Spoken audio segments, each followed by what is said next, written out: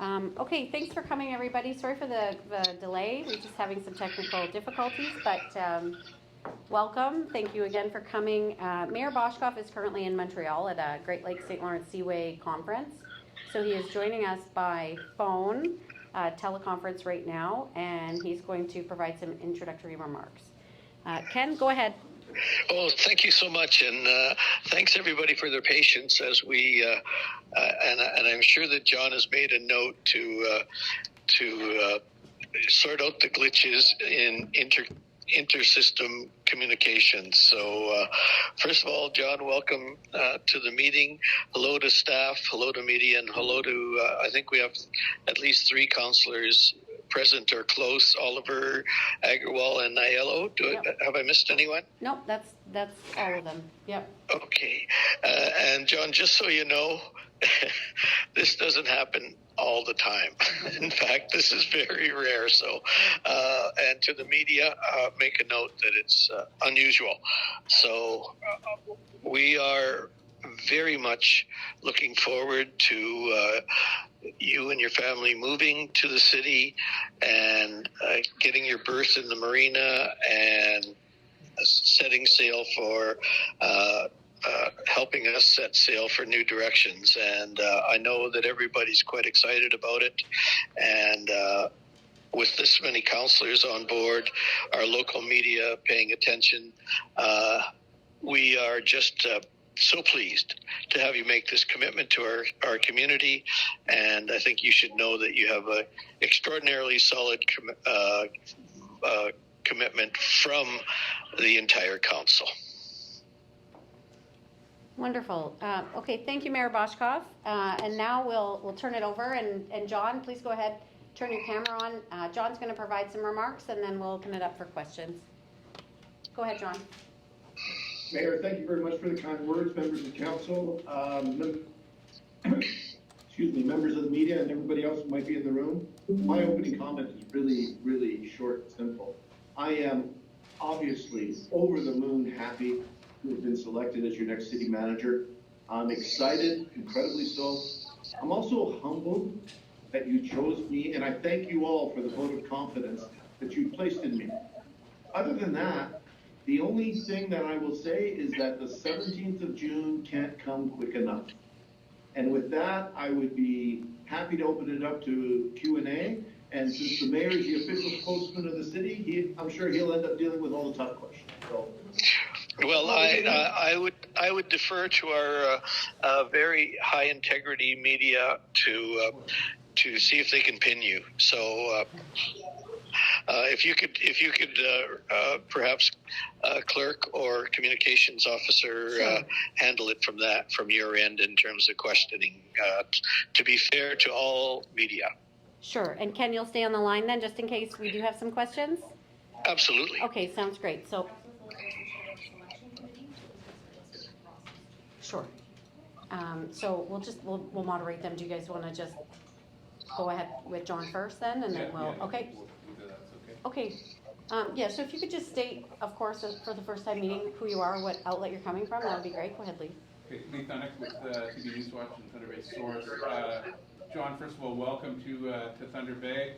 I just wanted to ask you a little bit about your time in St. John here and the financial concerns that were there, and you know, so how does your time in a place like St. John help you think, coming into a city like Thunder Bay with its challenges?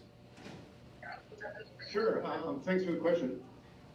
Just by way of context, for those that may not be aware, when I was selected to go to St. John as their city manager, the city was in a very difficult situation. Some would suggest desperate situation.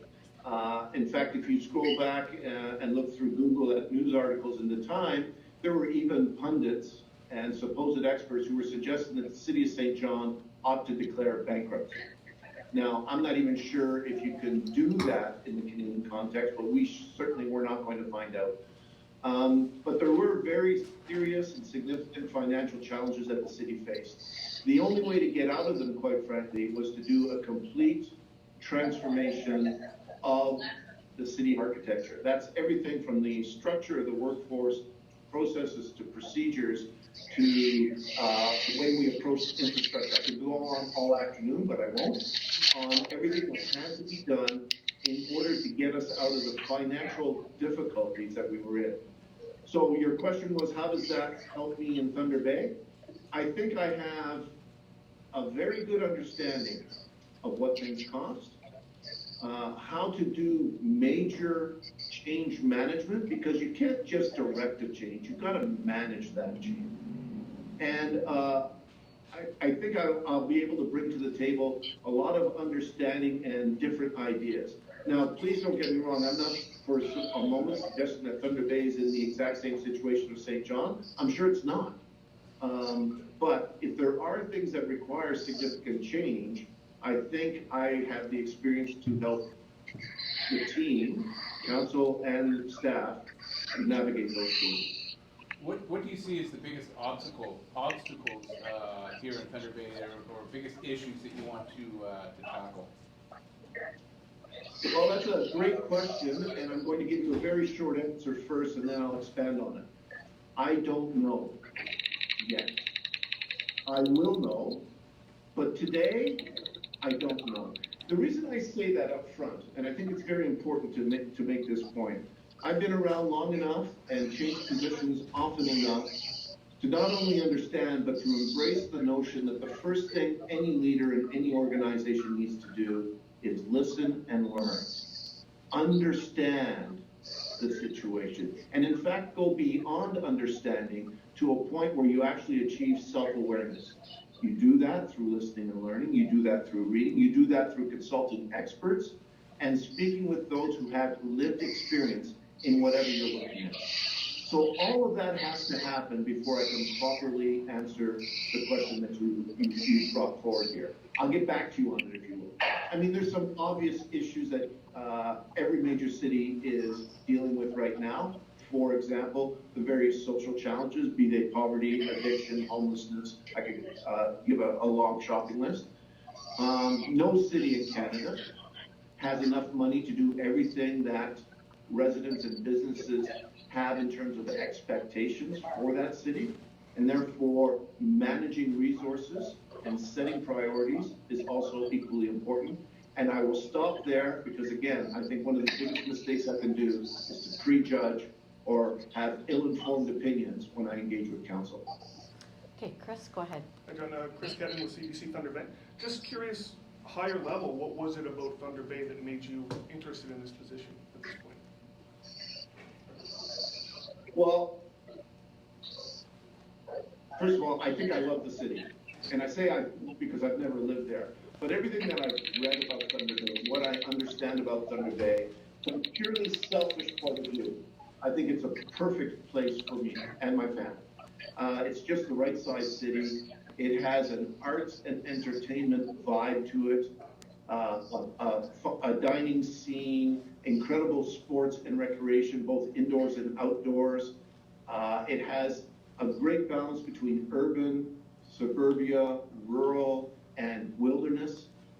So many activities, a sense of community, I think exists in Thunder Bay, and then a quality of life and an affordability that is not seen in many other places in Canada. So from a purely selfish point of view, I think I'm truly going to enjoy the city. In fact, my wife and I have talked about making it our forever home. And we've never had a forever home because of my career. And I would love to make Thunder Bay my forever home. From a work environment, what excites me is, first of all, I love being a city manager. I love rolling my sleeves up and getting things done. The municipal level of government is the level of government, I believe, that is closest to the people, that truly can make a difference in a very short period of time.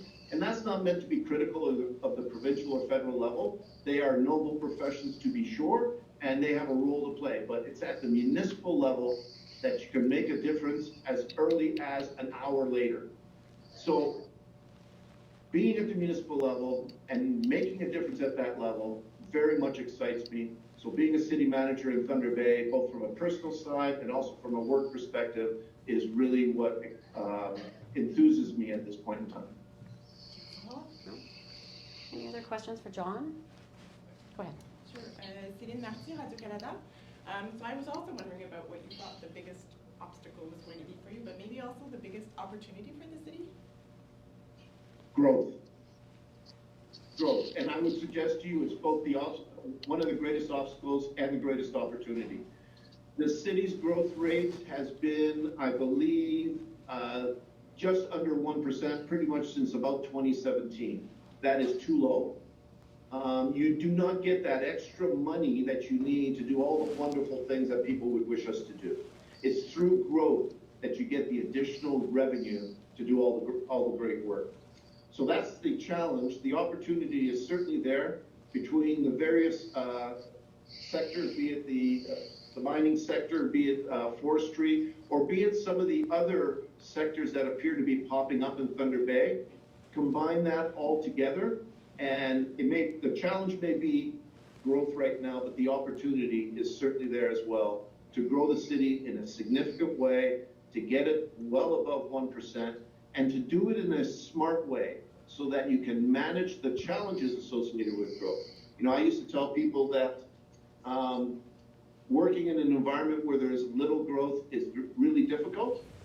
Working in an environment where there's too much growth can be equally difficult unless it's smart growth and you manage it very carefully, sorry.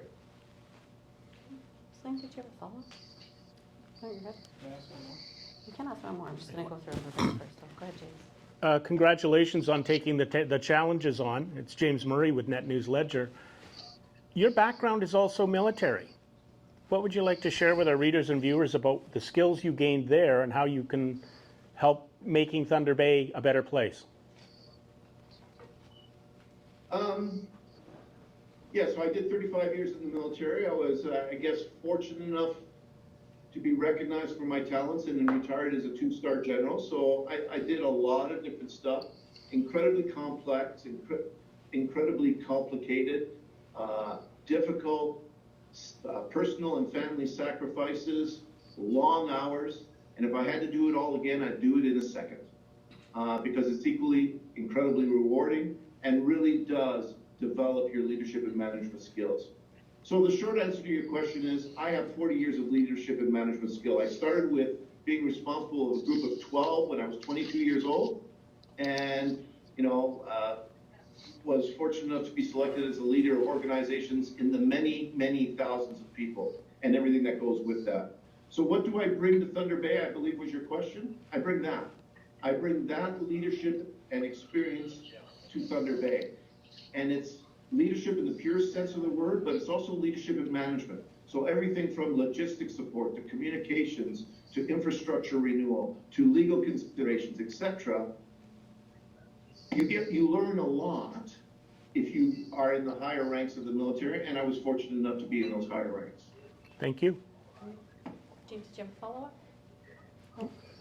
Anybody else? You're good? Okay, go ahead, Lee. Can I ask you, you were in Yellowknife before this. Can you talk a little bit about, we believe, can you talk a little bit about that time? You were only there a very short period of time. Yeah, I was there for a short period of time. It's not a complicated story. My heart was pulling me back to Ontario for many reasons, most of them private that I would prefer not sharing. And also, this opportunity in Thunder Bay was presented to me.